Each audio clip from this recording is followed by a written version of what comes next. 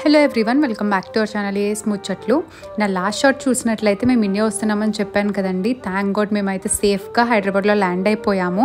యాక్చువల్గా మా daddy Vietnam వెళ్ళారు కదా, వెళ్ళాక మీరు ఎయిర్పోర్ట్ నాకు చూపించు అన్నారు.